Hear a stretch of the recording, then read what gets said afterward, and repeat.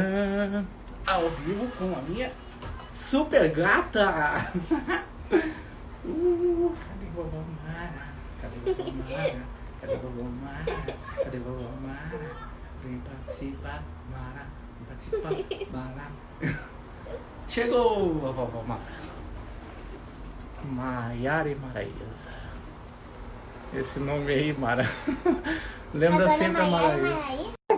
É que o WhatsApp da avó, o Instagram da avó é Mara e Isa, só que parece que é Maraísa. E aí? Oi, Vale! Eu falei Maiara e Maraísa, a Vale falou assim, agora é a live com a Maiara e Maraísa? É com a vovó mesmo. Quase isso, né, mano? Ai, linda. Tudo bem, Vale? Sim. Fala, só esperando você chegar. Só esperando você chegarem. Logo, logo a vovó chega. É isso aí. Vamos orar? É? Um beijo no aniversário. Uhul, no mesmo aniversário da Vale. Pois é, eu vou estar aí. O problema aqui, Diego, está sendo a Covid, hein? O negócio está apertando aqui. É, em tudo Vamos que ver se o governo não fecha tudo, né? é o problema. Estou morrendo de medo dele fechar a fronteira ou coisa parecida. Mas está nas mãos de Deus, né? Certeza. Creio que não. Eu também. Ainda mais agora, nesse mês que tem um monte de festa. É verdade. Vamos lá? Não. Vamos lá. Papai do céu, obrigado por essa filha maravilhosa que o Senhor me deu. Pelo Davi, pela Dani, pela vovó Mara, que nos uniu em família, como irmãos em Cristo. E obrigado, Pai, por me fazer participar de um evento tão grandioso para mim, né, que são todos participar das nossas lives todos os dias, estudar sua palavra todos os dias, entrar em comunhão, orar todos os dias, para que o Espírito Santo revele qual que é o plano e o propósito dele, não só na minha vida, como nessas mensagens, e por nos mostrar também que nessa época em que desse evento do Covid, que apesar de ser exposto com muita morte, ele também, de uma outra forma, nos uniu muito como família. Eu agradeço, Pai, por esse momento, por esse dia e pelas nossas vidas, em nome do Senhor Jesus. Amém. Amém. Amém. Bora. Vamos lá, então? Vamos lá. Levítico 16. 16. Expiação. A expiação. Vamos lá, então. Eu vou aportuguesar, né, se existe esse termo, porque eu não sei falar hebraico, né? Mas, do hebraico, a palavra é Yom Kippur, que significa cobrir. Então, esse era um evento, né? A expiação era um evento que se tratava para cobrir os pecados que o povo de Deus tinha. E a gente vê, né, desde o começo, né, desde quando o homem caiu, a gente vê que Deus tem uma preocupação muito grande para salvar o povo. Deus nos ama de tal maneira, né, que Ele quer abrir os nossos olhos. Ele quer dizer para nós, para a gente tomar jeito, né, tomar vergonha na cara, para que a gente tenha, né, uma comunhão com Deus. E a gente percebe aqui que Ele fez de tudo. E fica bem claro para nós, na Bíblia toda que nós estamos lendo, e em Levíticos até agora o capítulo 16, e creio que vai continuar, fica muito claro que a única coisa que nos livra do pecado é o sangue. E com isso, ele começou então as ofertas, os holocaustos, tudo envolvendo o sangue, principalmente o sangue do cordeiro, que já é assim uma preparação para a vinda de Cristo. E a expiação, ela é mais uma forma que Deus Deus encontrou no meu modo de pensar, né, na minha forma como eu penso, que Deus encontrou para fazer com que o povo acordasse, porque todos os dias era necessário matar um animal para cada pessoa, para que ela pudesse ser livre dos pecados. Então ele instituiu que uma vez por ano, a Bíblia diz, se eu não me engano aqui, o 7º mês e no 10º dia, era feito esse ritual, que era o ritual da expiação. O diferencial desse ritual era que o sacerdote ele tinha que entrar no Santo dos Santos. Esse era o grande ritual, porque todos os holocaustos eles eram feitos fora no tabernáculo, né? Ixi, internet. E o que é interessante, Diego, tá travando aí? Agora travou um pouquinho. Eu tô perguntando isso porque vocês estão travados para mim. Então, eu não sei se vocês estão me vendo direitinho. Tô vendo. Mas vamos lá, qualquer coisa você me fala. Aí aconteceu o seguinte, o sacerdote, ele tinha que entrar no Santos dos Santos nesse dia, e o que eu achei interessante é que ele tinha que levar 2 bodes, né? E ele entrava, Arão, aqui no caso, né, que era Arão sacerdote, ele entrava 3 vezes no Santo dos Santos. A primeira vez era para ele levar incenso e muita brasa, porque a fumaça não deixava ele morrer com a presença do Senhor. Então a presença do Senhor é tão impactante, tão clara, que a pessoa morre, não aguenta, né? Diz que a gente não aguenta ver a face de Deus. Então, a fumaça que se fazia do incenso fazia com que ele não morresse. Depois ele entrava pela segunda vez e ele entrava para levar a oferta em holocausto por ele, pelos pecados dele e para os pecados da família dele. Então ele se purificava primeiro. E a terceira vez que Arão entrava no Santo dos Santos, aí então era para levar o holocausto para o povo judeu. Para todo o povo de Israel, né? Bom, isso era feito uma vez por ano, né? E o que eu achei bastante interessante, que esses 2 bodes, ele tinha que tirar sorte. Quem que ia ser para o Senhor e quem que ia ser o bode, que aqui eles falam de... Aí eu esqueci o nome do bendito. Mas depois eu acho aqui. E esse é uma coisa que, quando eu era pequena, eu ouvia muito falar, os antigos falarem, do bode expiatório.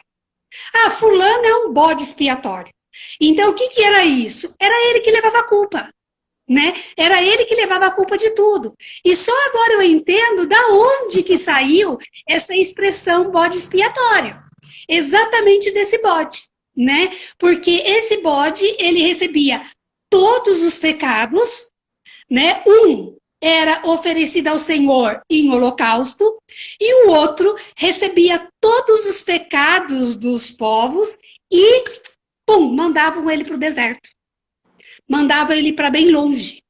E assim ele levava os pecados. Então, o holocausto, o sangue, ele purificava do pecado. E o bode, no caso, ele levava embora todos os pecados. Agora, uma coisa que acontece com aquele povo, e uma coisa que acontece muito com a gente hoje, é essa questão do povo pecar.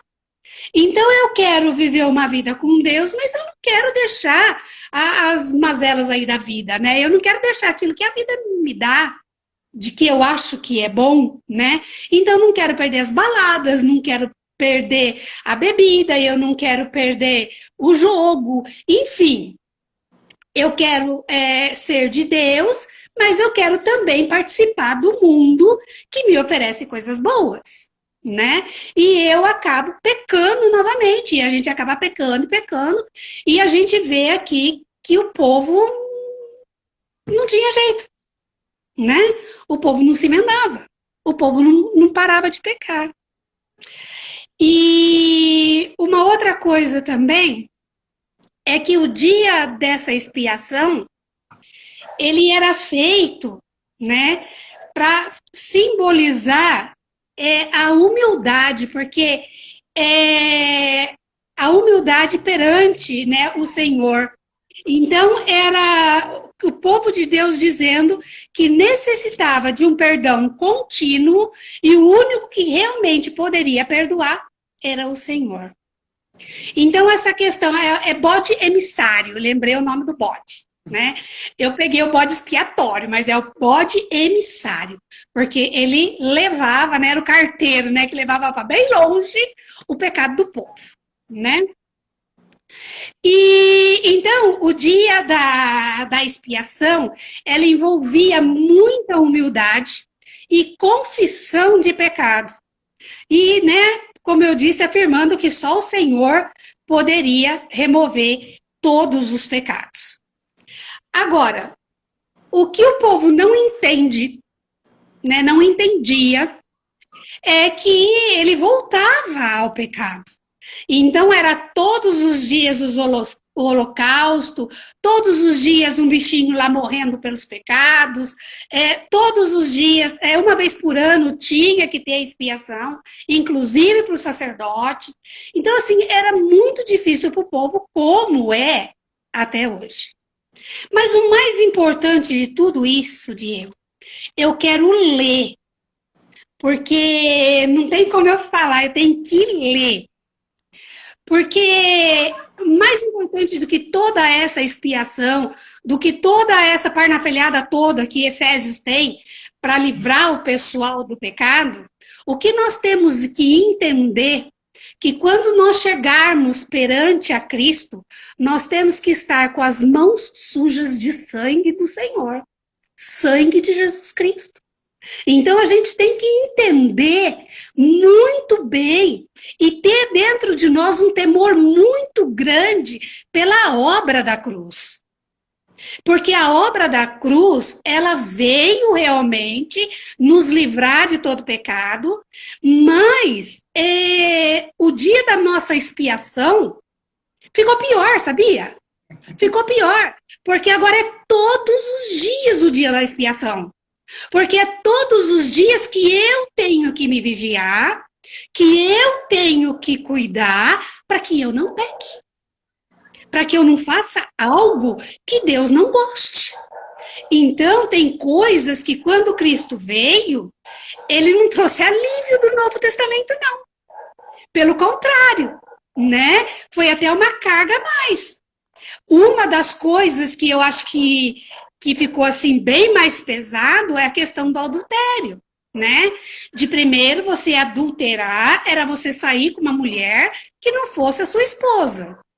Hoje, basta você olhar para essa mulher e ter pensamentos pecaminosos com ela.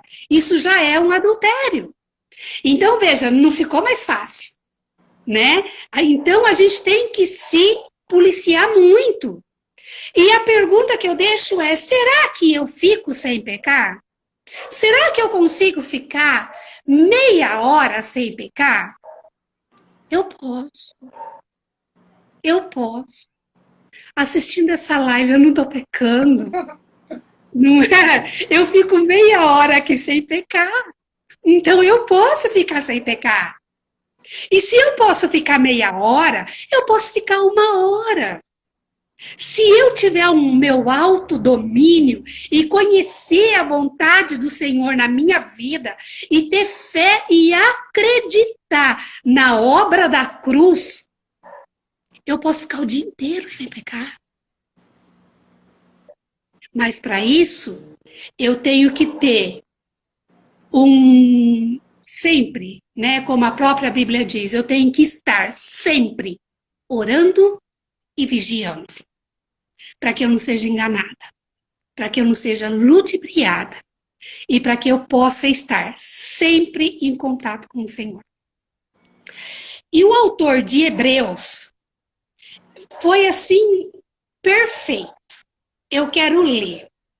Ele diz o seguinte, em Hebreus 7, a partir do 26, ele diz o seguinte: com efeito, nos convida um sumo sacerdote como este, santo, inculpável, sem mácula, separado dos pecadores e feito mais alto do que os céus, que não tem necessidade, como os sumos sacerdotes, de oferecer todos os dias sacrifícios, primeiro por seus próprios pecados e depois pelos do povo. Porque fez isso uma vez por todas, quando a si mesmo se ofereceu. Porque a lei constitui sumos sacerdotes e homens sujeitos à fraqueza. Mas a palavra do juramento, que foi posterior à lei, constituiu o Filho perfeito para sempre. Então, olha o que é a vinda de Cristo. Outra passagem que eu achei maravilhosa está em Hebreus 9, do 11 em diante.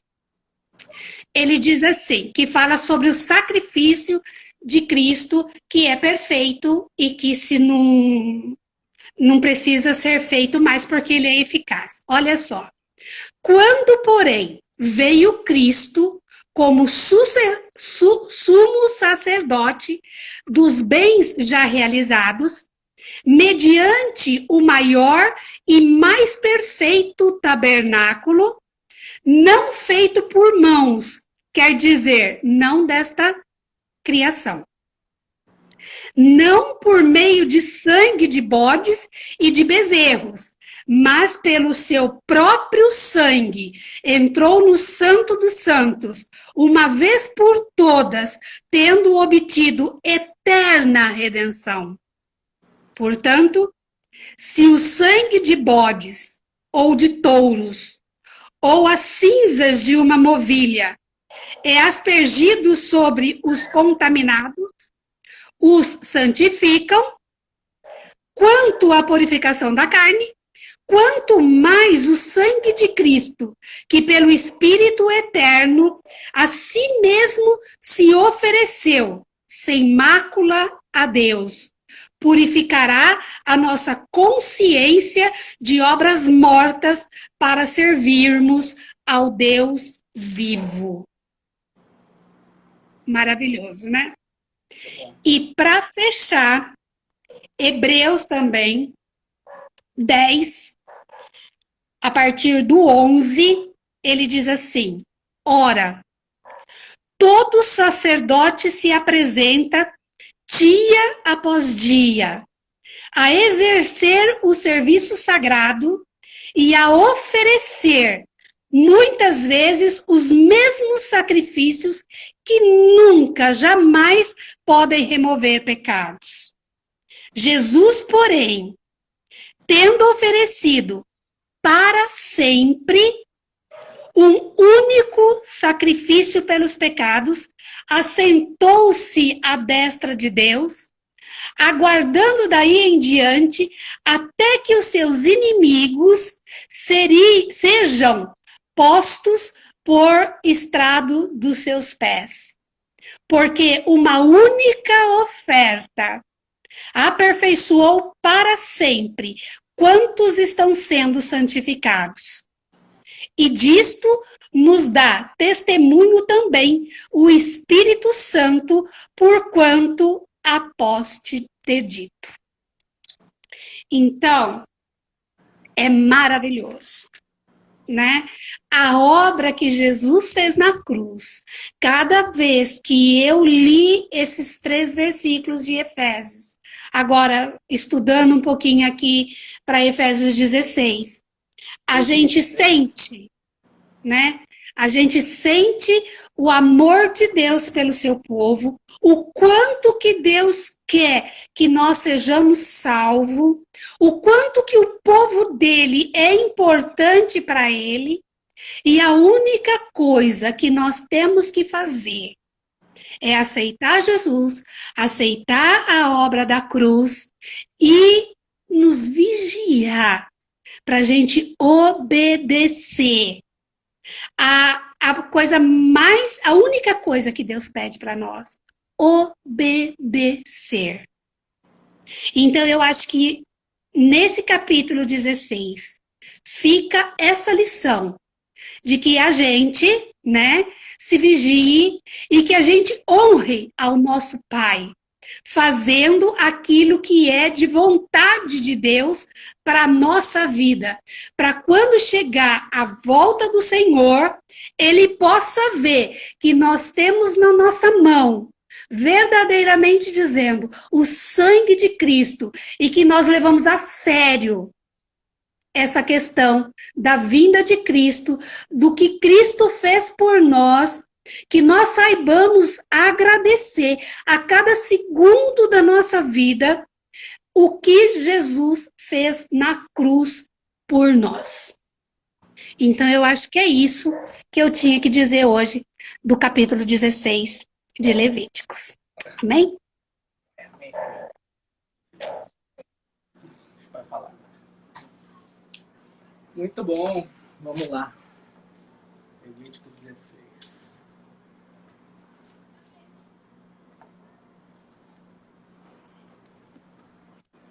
Bem no início, né, ele começa a falar, o Senhor falou a Moisés, depois que os dois filhos de Arão morreram ao entrar na presença do Senhor. Ele vai falando, né? E no final fala que a nuvem ficava sobre a tampa, né, da arca. E aí eu fiquei pensando assim, como que seria isso, né? Uma nuvem girando em cima da tampa. Se você for trazer para os dias de hoje, seria como um tornado, né? Quando a gente vê até nos filmes lá, a gente vê isso como um tornado. E aí eu fui pegar um aqui do jeito da Carla de estudar, fui ver um pouco de como que as pessoas trazem a ciência para a Bíblia, e eu vi algumas coisas bem importantes lá sobre esses efeitos, né? Sobre sobre o que vinha acontecendo. Por exemplo, lá no Mar Morto, lá quando Moisés lá ergueu o cajado e abriu o mar e tal, eles conseguiram fazer um estudo que o Mar Morto ele tinha 1.700 metros de profundidade do lado esquerdo, de onde o povo passou, e 1.100 do lado direito. E onde eles passaram tinha 110 metros de profundidade. Beleza. Então, Deus poderia abrir a 1.700 metros de profundidade? Sim, poderia. Agora, como que o povo ia passar naquilo? Né? 1,7 km, né? Então, passou exatamente no ponto onde tinha os 110 metros. E aí, nos filmes, até lendo a Bíblia, a gente pensa assim, hoje, quando eu estava lendo isso, eu sempre fiquei pensando assim, Moisés levantou o cajado e abriu o mar, né? É isso que a gente imagina. Mas o vento está dizendo, nesse estudo da época, que o vento foi forte a noite inteira e conseguiu separar o mar, né? Inclusive, quando Moisés levanta o cajado, o mar já está aberto e o vento está todo vapor, do mesmo jeito que estava a noite inteira, né? E depois, olha que interessante, vem as pragas, né? Então, a primeira praga que vem que a gente costuma falar que transformou a água em sangue, né? O rio. Mas, na verdade, tinha um fenômeno nesse mar que ele deixava, em algumas épocas, o mar mais avermelhado, né? Devido às pessoas ficarem jogando um monte de coisa lá, né? Pneu, não era pneu, mas vai jogando um monte de coisa dentro do mar, e em uma certa época ele ficava vermelho. Assim como tem, sabe, nos rios, quando dá em alguma época aquelas ondas, aí fica vindo aquele negócio todo aqui, acho que é no Nordeste que acontece, não sei, Pantanal. Então era um evento, né? Um evento fenomenológico que acontecia.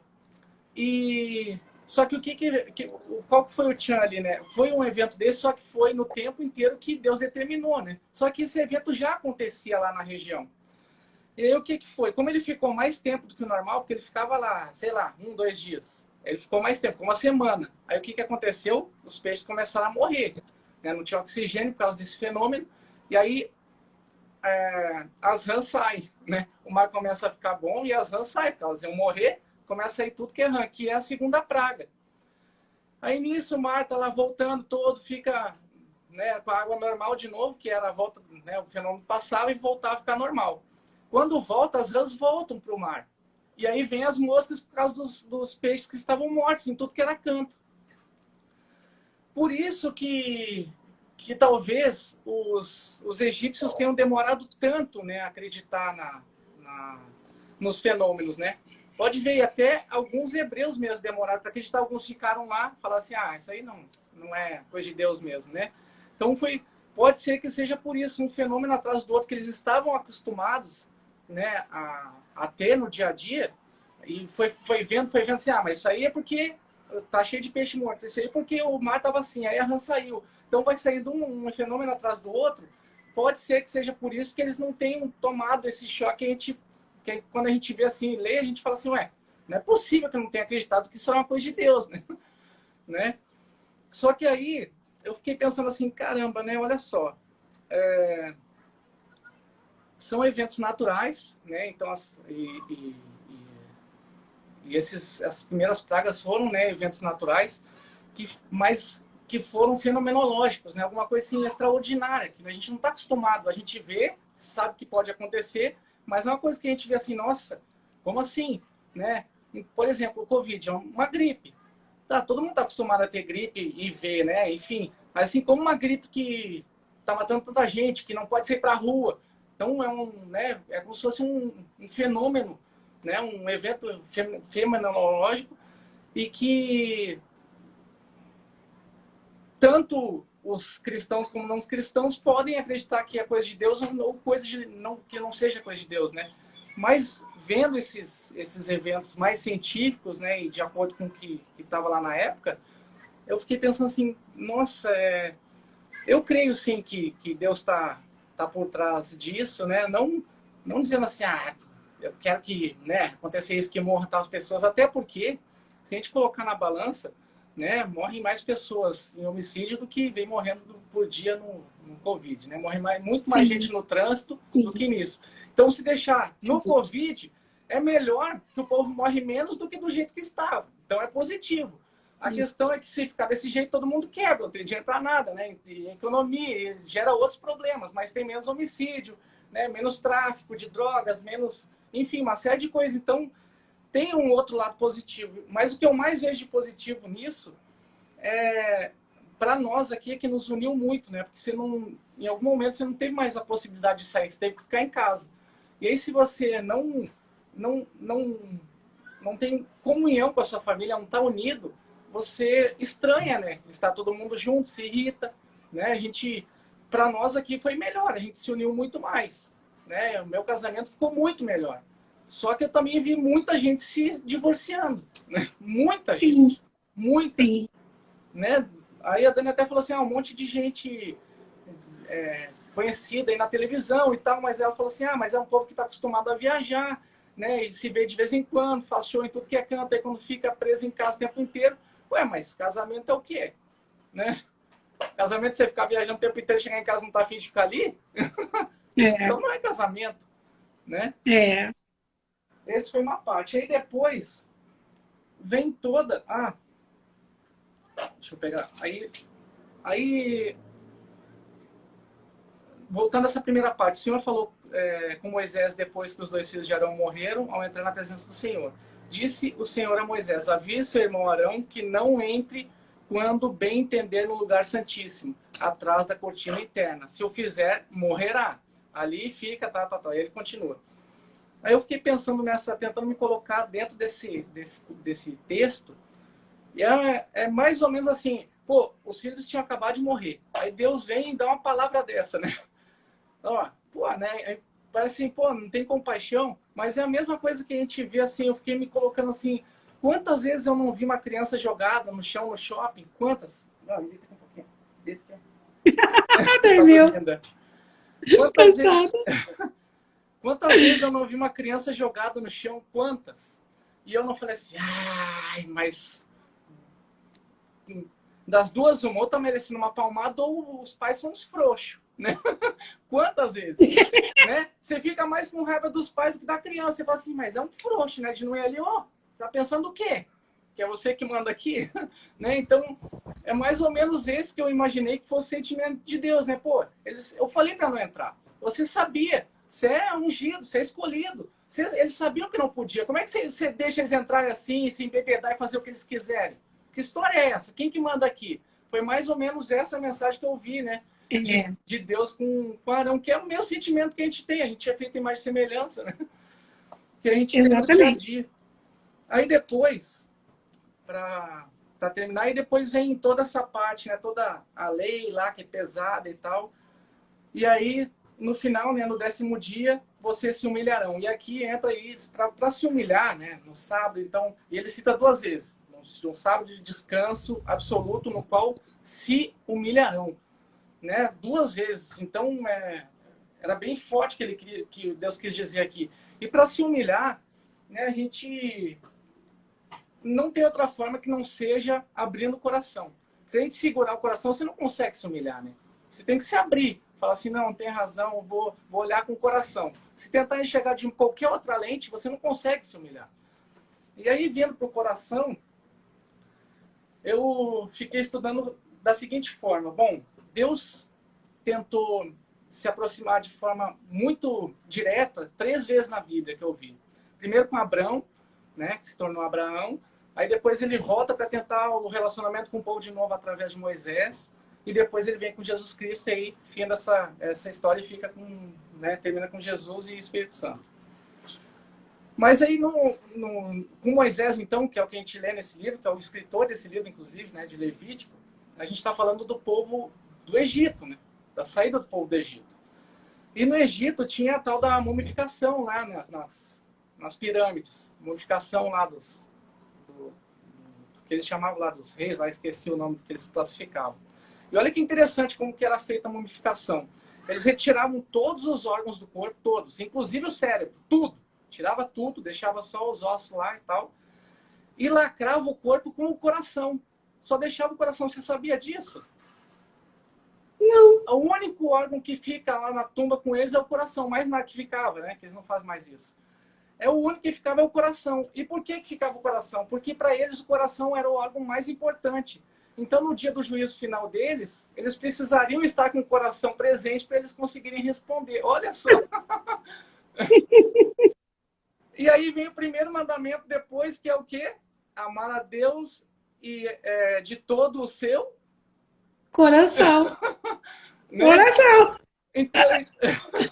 Então, o que eu fiquei imaginando nisso? Ó, beleza, era uma regra deles, né, um ritual deles e tal, mas que Deus também estava por trás, porque não podia ser uma coisa, quando vem, né, Moisés, Deus não poderia apresentar uma coisa que o povo falasse assim, não, nunca vi isso, é impossível. Não, já vinha tratando, né, o coração importante, de outras formas, com outras religiões, com outras culturas, para que quando o povo dele escutasse, falasse assim, não, isso aí para mim eu já tô habituado, eu sei do que você está falando, né?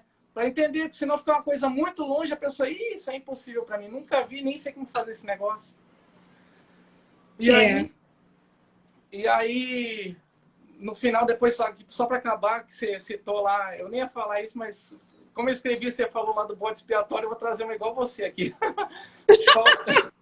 Paulo falou o seguinte, amai-vos uns aos outros entranhadamente, entre as entranhas. Tradução, fazer das tripas coração. Né? Traduzindo isso, fazer das tripas coração. Mas achei interessante assim, essa história do coração ser importante, né? Desde lá do Egito, e a gente e aí vem com Moisés, esse é o primeiro mandamento, e Jesus, né, fala, não adianta você só ficar falando. Paulo depois vai reforçar muito isso, né? Falar até papagaio fala, para ver o que está aí dentro, né? Que era a única coisa que Jesus enxergava as pessoas, a única. A pessoa falava, olhava para a pessoa, que coração é esse aí, né? Acontecia todo o resto. Que era só que ele conseguia enxergar o coração. Eu acho que na Bíblia não adianta você ler. Ler qualquer um lê. Codificar a palavra é a coisa mais fácil que tem, desde que você saiba ler. O problema é você praticar a Bíblia, né? Você pôr ela em ação. Esse que é o cerne da questão, né? É você praticar isso que você está dizendo, que é o mais importante, que é o que Deus quer da gente, né? Ele quer que a gente ponha em prática, que a gente faça valer a vida de Jesus até nós, né? Para quando Jesus voltar, a gente esteja na graça, né? Porque eu quero estar lá. Eu não quero ser aquela que vai falar, não te conheço, não. Não quero ser essa, não. Né? Então, eu acho que é isso que é importante da Bíblia, né? É a gente entender e fazer, né? Que através das nossas atitudes, as pessoas vejam Cristo, né, Diego? Com certeza. É esse o nosso papel, né? Se através daquilo que a gente fala e daquilo que a gente faz, a pessoa vê Cristo na gente. Eu acho que quando isso acontece, a gente está fazendo o nosso papel direitinho, como Cristo quer, agradando a Ele, né? Com certeza. Lá no início da Bíblia, quando a gente leu lá em Gênesis, né? Deus fez tudo, tudo, tudo. E aí depois, quando vai fazer a gente, ele fala, né? Façamos eles a minha imagem e semelhança, né? A nossa imagem e semelhança. Façamos, ou seja, ele olhou tudo aquilo lá, todos os animais, planícies, tudo, estava tudo pronto. Ele olha assim, quem daqui que eu vou fazer, que eu vou deixar aqui na terra, que todo mundo vai ver e vai se lembrar de mim, né? Exatamente, E aí ele vai lá e coloca a gente. Né? E aí, isso é tão forte, porque qual que é a proliferação disso? São os filhos, né? Quando você junta, tem um casal, você tem um filho, você está nascendo quem ali? Mais uma imagem e semelhança do Criador, mais um. E é por isso que o diabo... E olha, o que é bastante interessante nessa questão da criança, eu vejo uma criança nascer como um livro em branco, sabe? E cabe aos pais direcionar e escrever a vida dessa criança. Então, se você ensinar coisas boas para ele, um ser humano bom ele vai ser. Mas se você não der bola para ele, sabe? Se você não educar teu filho vira um demôniozinho, né? Então eu falo, gente, toma cuidado. Criança não é santa, não é santinho, não. Ela tem que ser educada, é um papel, é uma folha em branco. E conforme você vai colocando valores, ela vai assimilando. Tanto é que a psicologia, né, diz que a criança até os 2 anos é formado o caráter dela. Então, se você não cuidar da criança, eu acho que é 2 anos, me falha a memória. 7. Então, se você não formar esse caráter, ele não se forma sozinho, não. Aí é formado pelo mundo. E quando é formado pelo mundo, a gente sabe que não sai coisa boa. Né? Mas aí Deus é tão misericordioso que ele fala o seguinte, tá, seus pais não te ensinaram, não fizeram nada do que eu ensinei para eles, não quiseram me ouvir, então agora você sai da casa dos seus pais, vai viver com quem? Para outra pessoa te ensinar. Ele é de fantástico, né? Tá doido. Você vê, eu também não tive essa... A minha mãe era uma mulher religiosa, né? A minha mãe tinha as suas crenças e as suas fés, mas também não foi uma mulher de me levar para a igreja, sabe? Eu era aquela católica que ia no batismo e casamento. Só, fora isso, não ia mais, né? Fui na crisma da Daniela uma vez e nunca mais apareci na igreja. Então, mas Deus levantou uma filha minha que foi a Carla. Né? Ele deu para Carla a curiosidade de buscar ele. Então a Carla sempre gostou dos misticismos, sabe, daquelas coisas ocultas. A Carla sempre teve uma queda por essas coisas que chamava muita atenção dela. E aí ela falou, eu vou procurar uma igreja. Sabe, e ela foi em várias igrejas, ela não gostava de nenhuma, teve uma que ela saiu correndo, disse que nunca mais entrava, enfim, ela encontrou, né? E quando ela encontrou, aí vem a promessa de Deus, que será salvo tu e a tua família. Aí, através da Carla, eu fui, a Daniela foi, Lucianinho foi, e aí, através disso tudo, você veio, Anne veio, né? tem o Gustavo também, que já é da parte da mãe dele, mas também já veio, quer dizer, ele faz, a promessa dele é uma promessa cumprida. Com certeza, meus netos terão, não vou dizer sorte, porque isso não é sorte, mas os meus netos não passarão pela metade do sofrimento que a gente passou. Porque eu comecei a ler a Bíblia praticamente com 60 anos. Para te dizer a verdade, esse ano foi o ano que eu mais li a Bíblia. Porque eu não lia. Eu lia de domingo na igreja, depois eu fechava a Bíblia e ficava aqui em casa, eu não lia. Você entendeu? Hoje eu tenho meu neto, o Davi, que lê para uma live. Né? Eu tenho as minhas netas que lê para live, quer dizer... Você entendeu? É totalmente diferente. Então, eles não vão ter o sofrimento que nós tivemos, e os filhos dele, com certeza, também não. Então, é uma geração purificada, é uma geração abençoada, e é realmente uma geração de Cristo. E olha, a gente vai se encontrar no céu. Verdade. Hoje eu levei o Davi num otorrino, que ele tá com alergia, sinusite, um monte de coisinha, vai ter que colocar aparelho para expandir o céu da boca, tá sem espaço na boca e tal. E aí a dentista viu que ele tá respirando muito pela boca, que ele deve estar com, né, fazer alguma coisa ali e tal, levei no otorrino. Aí falei das alergias e tal, então ele falou assim, nossa, mas é muita alergia. Ele não tem problema de desvio de septo, porque ele já fez com um aninho lá. Só que é muita alergia. Quem que é alérgico aí? Aí eu falei, eu. Aí a mãe não é, falou assim, dor de você, né, Davi? Não case com uma mulher alérgica. Se você for lá e falar assim, você é alérgica? Não vou casar com você. Aí eu falei, Davi, não é isso não.